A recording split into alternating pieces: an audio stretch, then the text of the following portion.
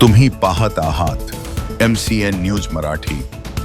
अकोला जिल्ह्यातील बार्शी टाकळी तालुक्यातील दोनद येथे काटेपूर्णा नदीत बुडालेल्या एका युवकाचा मृतदेह मानव सेवा आपत्ती व्यवस्थापन फाउंडेशनच्या संत गाडगेबाबा आपत्कालीन शोध व बचाव पथकाने अवघ्या काही मिनिटात शोधून बाहेर काढला।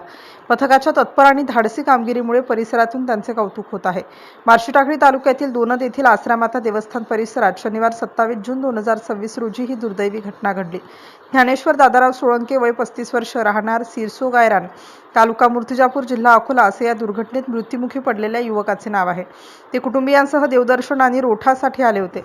दरम्यान मंदिरालगत असलेल्या काटेपूर्णा नदीत अंघोळीसाठी उतरलेल्या ज्ञानेश्वर सोळंके यांनी नदीत बांधलेल्या दोरखंडाच्या सहाय्याने दुसऱ्या काठावर जाण्याचा प्रयत्न केला, मात्र परत येत असताना नदीच्या मध्यभागी त्यांचा तोल गेला आणि ते पाण्यात बुडाले। काही क्षणातच ते पाण्याखाली दिसेनासे झाल्याने नातेवाईकांमध्ये एकच खळबळ उडाली। घटनेची माहिती मिळताच पिंजर पोलीस ठाण्याचे API गजानन राठोड यांनी मानवसेवा आपत्ती व्यवस्थापन फाउंडेशनच्या संत गाडगेबाबा आपत्कालीन शोध व बचाव पथकाशी संपर्क साधला। पथकाचे प्रमुख जीवनरक्षक दीपक सदाफळे यांच्या नेतृत्वाखाली मयूर सळेदार, शेखर केवट, रोशन सपकाळ, अक्षय भड, साहिल देशमुख, सचिन कुकडे, पवन भड आणि हर्षल वानखडे हे साहित्यांसह घटनास्थळी दाखल झाले।